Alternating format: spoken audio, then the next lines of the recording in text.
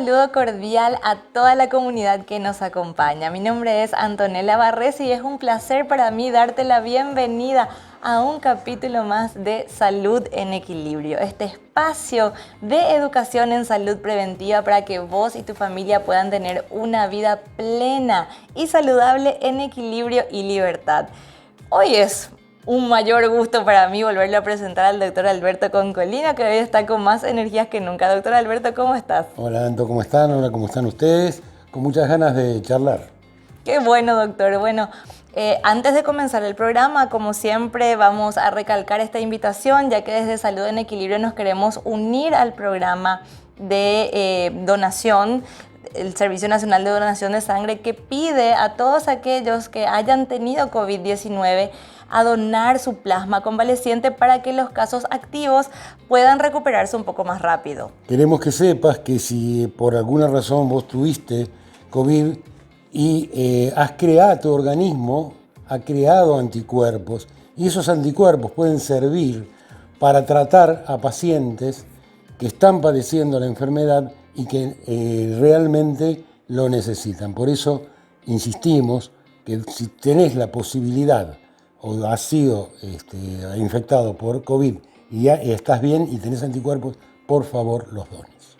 Si querés más información, por favor accede a los sitios que están indicados aquí un poquito más abajo para saber a dónde ir a donar y cómo podés ayudar.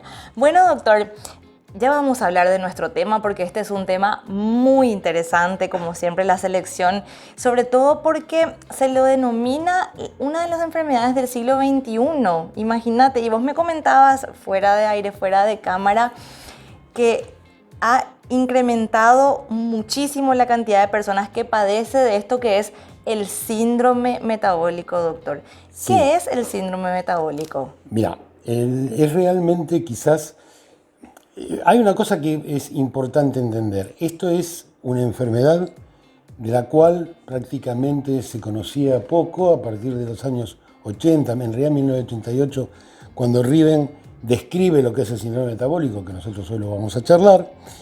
Pero a partir del año 88, es decir, estamos hablando de 30 años, a la fecha todo ha ido evolucionando, sabemos más cosas, pero lo que es peor, la enfermedad fue evolucionando. Por eso, creo que en algún momento vamos a tener una placa para hablar, pero desde ya les voy anticipando que no hay ninguna duda que el COVID es una pandemia, pues lamentablemente el síndrome metabólico también lo es. Entiendo, doctor. Bueno, pero vos hablas mucho de lo que es un síndrome. ¿Por qué se le denomina síndrome y no solamente síntomas del metabolismo o del sistema metabólico? Excelente pregunta, Anto, porque esto nos muestra dos cosas que quizás la gente no sepa, pero que es muy importante tenerlo en cuenta. Por ejemplo, entonces digamos que hacemos una gripe.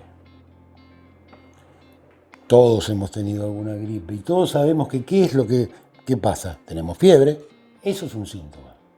No tenemos ganas de hacer nada, eso es un síntoma. Estamos asténicos, ese es un síntoma. Podemos tener mucosidades o dolor de garganta, ese es un síntoma. Pero en definitiva esos 4 síntomas, por decir algunos, forman una sola enfermedad, una sola patología, que es la gripe.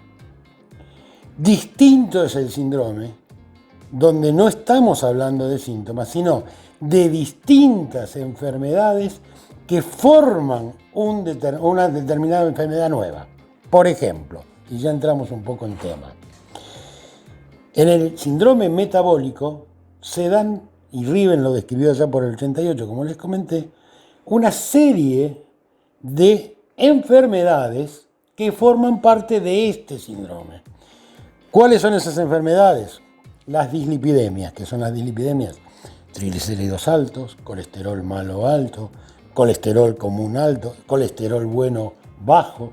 Ya vamos a explicar todo eso, pero eso se llama dislipidemia. Esa es una enfermedad. Diabetes, esa es otra enfermedad. Hipertensión arterial, esa es otra enfermedad. Entonces ahí se unen 3 enfermedades que finalmente van a dar origen a este síndrome. el síndrome metabólico, formado, pues ya te digo, por estas 6 enfermedades, que por supuesto ese fue el arranque en el 88. Hoy en realidad sabemos que es mucho más complicado que eso, que tenemos otros síndromes, como por ejemplo, una de las cosas que hay que saber es que el síndrome metabólico, y esto les va a llamar la atención, es una enfermedad inflamatoria, una vez más. Es decir, es una enfermedad que tiene una base inflamatoria. ¿Por qué? Porque así como veíamos en el COVID que por el proceso inflamatorio aumentaba el fibrinógeno, la PCR, la ferritina, lo mismo ocurre en el síndrome metabólico. Empiezan a aumentar valores que no deberían Empiezan a ser aumentar altos. fundamentalmente valores que muestran que en realidad es una enfermedad inflamatoria. Si tenemos una placa, señor director, tenemos algo como para poder desarrollar un poquito esto que estamos hablando. Me encanta, doctor, porque cuando uno empieza a escuchar todo esto que vos comentás, decís, mira, fulano me dijo que tiene este y este, mengano me dijo que tiene este y este. Puede ser que tenga síndrome metabólico, puede ser que yo que estoy viendo este programa tenga este síndrome metabólico y no lo sé o no me lo explicaron, ¿verdad? Porque tengo esta y esta otra enfermedad. Entonces sería muy interesante saber cómo se puede diagnosticar este síndrome, ¿verdad? Porque es muy distinto tener una patología o dos que tener un síndrome. ¿Podemos ¿no? ir a la placa, señor director? Ya te voy a comentar enseguida para que veamos. A ver, ni bien tengamos la placa. Ahí está. Está, ¿no es cierto? Bueno, muy bien. Como les decía hoy, como estábamos hablando hoy, dijimos que el síndrome metabólico es una pandemia. ¿Qué significa eso? Que realmente es una enfermedad que abarca como una epidemia, es una pandemia. Otra de las características muy importantes es que yo recién les dije que esto evolucionaba, y evoluciona realmente para peor, porque cuando Riven describió el síndrome metabólico, en realidad lo llamó síndrome X, pero es exactamente lo mismo. Hablábamos de pacientes que tenían de 50 años para arriba. Hoy tenemos que ver pacientes, esa edad bajó a 35 años. Terrible. Es decir, por eso hablamos de pandemia. Prácticamente no respeta edades ya. Una de las cosas muy importantes es que el síndrome metabólico no lo hace cualquiera, sino lo hace quien puede. Y está muy relacionado al estilo de vida. Muy relacionado. Es decir, que hablamos de estilo de vida, sedentarismo, mala alimentación y estrés crónico, es el pasaporte directo al síndrome metabólico. Factores que realmente están muy marcados en estos tiempos. Por eso mismo los comentamos.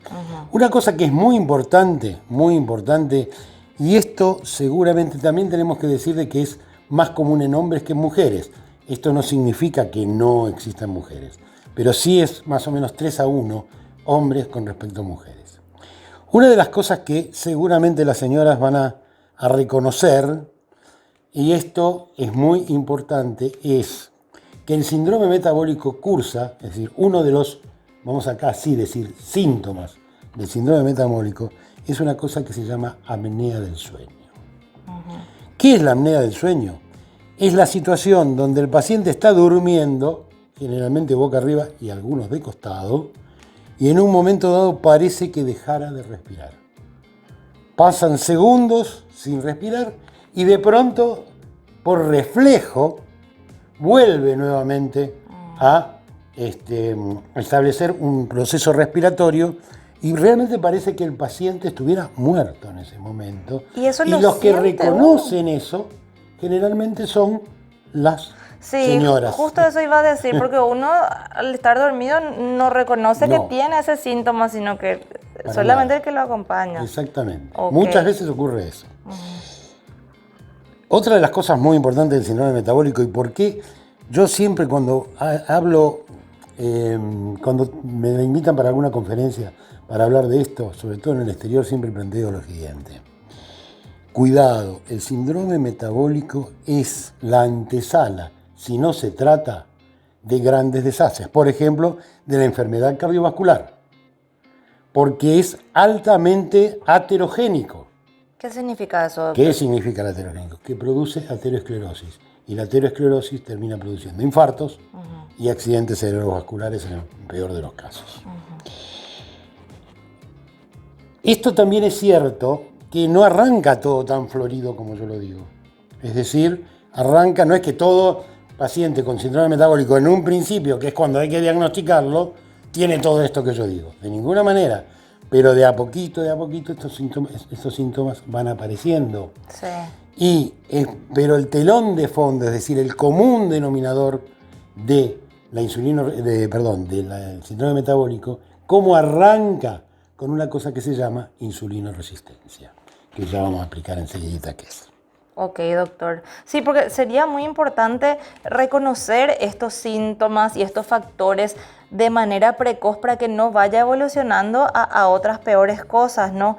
Entonces, bueno, de repente vemos, ¿verdad? Que obviamente hay profesionales muchos más atentos que otros a ciertos factores y que vos los ves que aparte del estetoscopio que tienen en su consultorio, tienen una cinta métrica y tienen una balanza y vos vas porque vas a consultar una cosa X, pero te empiezan a analizar otros factores. ¿Por qué hacen eso estos médicos, doctor?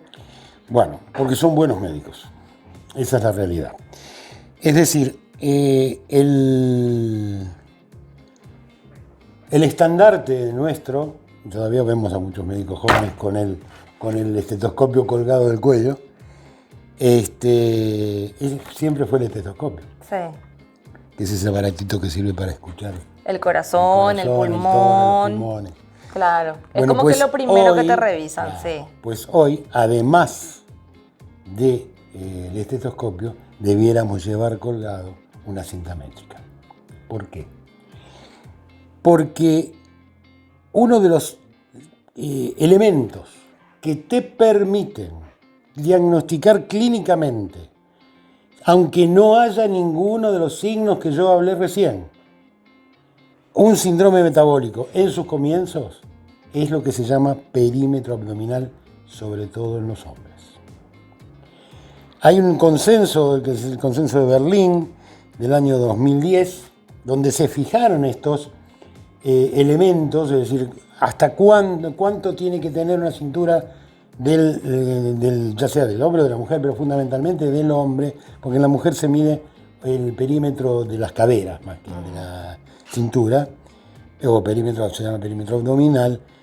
Cuando en el hombre supera los 102 centímetros, ahí nosotros tenemos que entrar en luz amarilla, en alerta, porque por encima de 102 centímetros y 88 en la mujer, podemos perfectamente tener muy en claro que ese paciente puede estar haciendo o empezando un síndrome metabólico. No hablemos si estamos hablando de 120 o 130, como se ve, ¿no? Es decir, eso es muy, muy común. Otra cosa que es muy importante, como les decía, es la apnea de sueño. Insisto con eso. Es decir, el roncar y la apnea de sueño no es una cosa menor. Eso nos tiene que hacer pensar en que esto puede ser el comienzo de un síndrome metabólico. Claro. Claro, no solamente tratar, porque de repente venden como esas soluciones que se ponen en la nariz o que se meten en la boca para dejar de roncar, sino que descubrir realmente lo que viene detrás, o sea, la causa de estos síntomas. Es muy de bueno que hablamos. eso que decís, porque lamentablemente eso es abonar y regar el síndrome metabólico.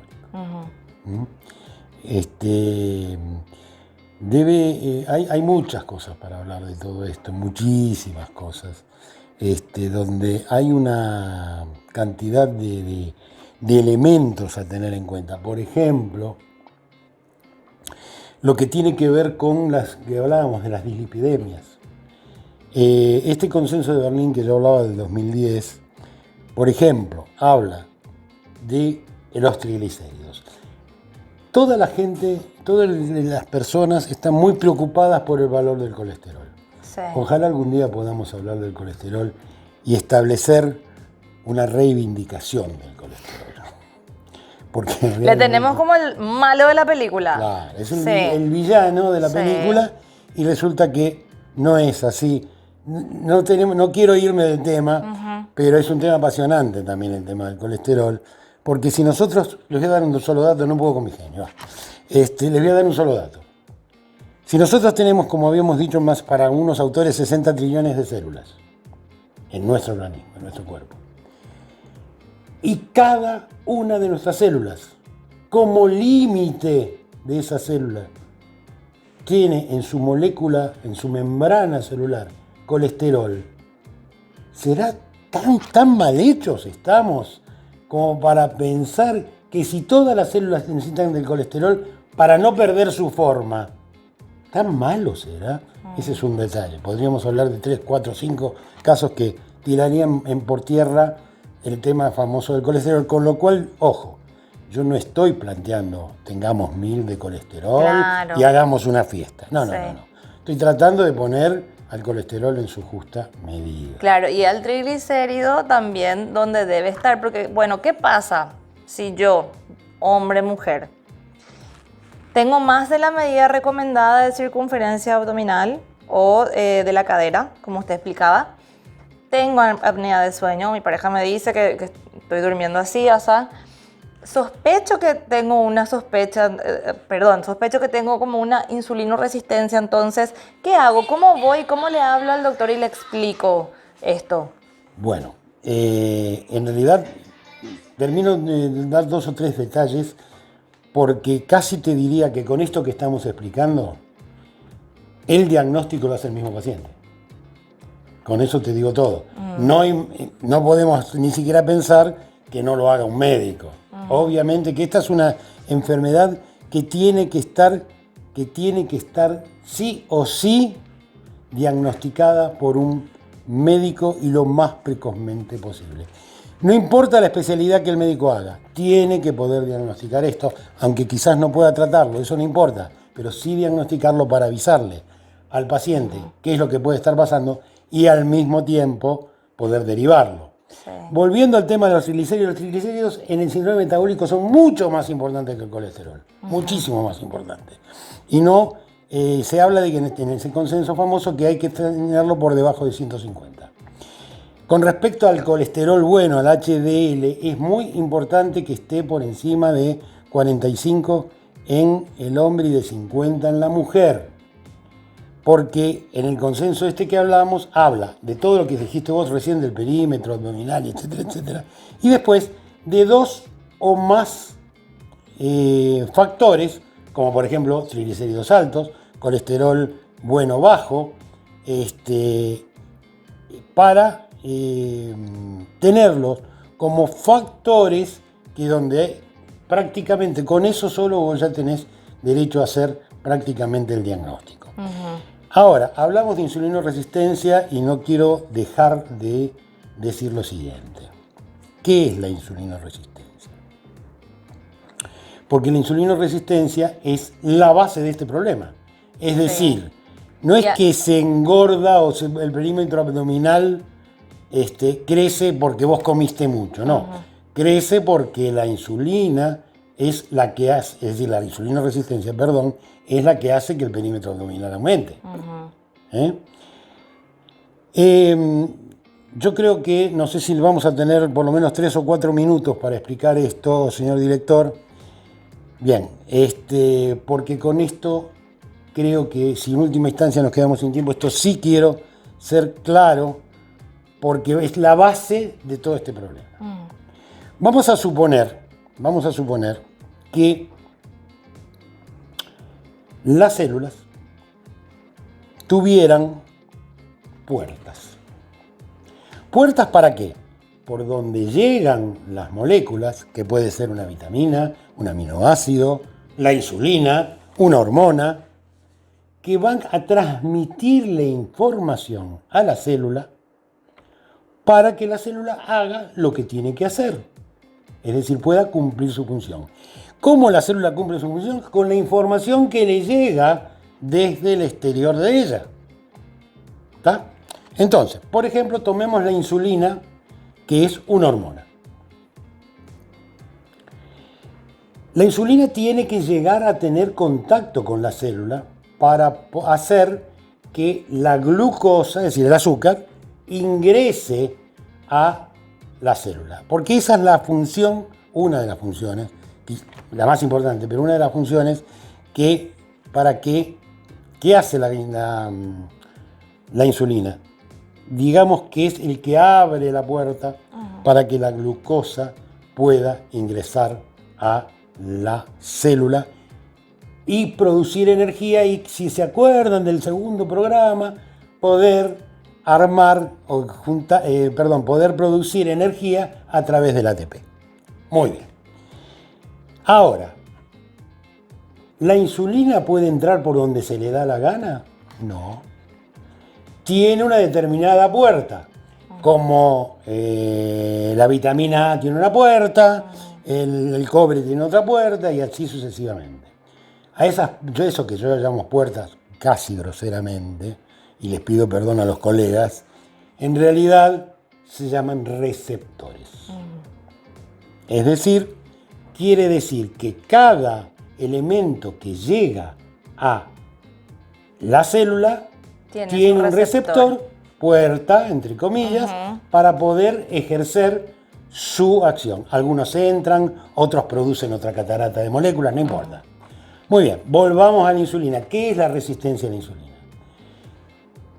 Recuerden, necesitamos insulina para que la glucosa entre a la célula.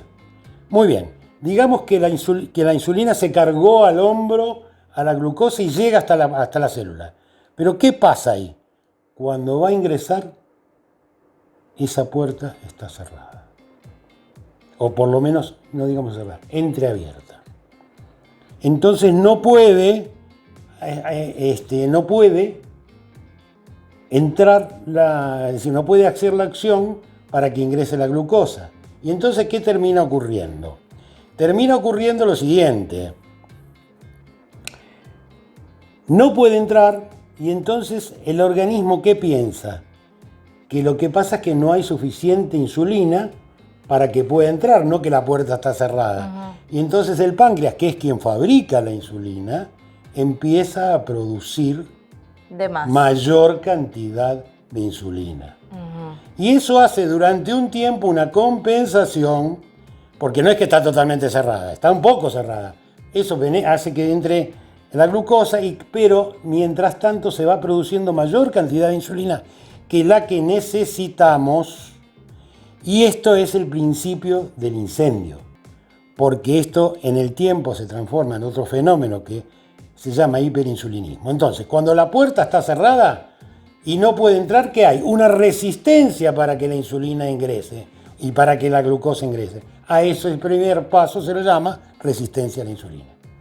Cuando sigue aumentando la producción de insulina, ese segundo paso, insisto, donde realmente la cosa se pone fea, se llama hiperinsulinismo, que obviamente lo vamos a ver en otro próximo programa, porque me parece que nos quieren cortar la cabeza, mi querida Anto. Sí, doctor. Bueno, lo que pasa es que, claro, es complicado poder explicar este síndrome, pero yo creo que con todas las palabras y recursos que utilizó el doctor, como dice él, casi groseramente nos quedó bastante claro de qué tenemos que tener en cuenta, de qué es lo que pasa dentro de nuestro organismo al tener este síndrome. Y sería espectacular, doctor, que en la siguiente parte de este programa nos pueda explicar lo que tenemos que hacer para un diagnóstico profesional, digamos, el que va más allá de nuestro autoanálisis, ¿verdad? Que siempre hacemos. Y luego cómo un médico y cómo nosotros también podemos ayudar a un tratamiento de este síndrome que, como usted dice, si no se detecta precozmente, va a causarnos una cantidad de problemas mucho más graves. Es un tema realmente apasionante, y eso es lo que vamos a hacer, mi estimada Anto, para la semana que viene. Perfecto, no se pierdan entonces la segunda parte de este programa, Síndrome Metabólico, aquí en su canal de Salud en Equilibrio. Muchísimas gracias, doctor, será hasta la próxima. Gracias, Santo, nos vemos el martes. Hasta luego.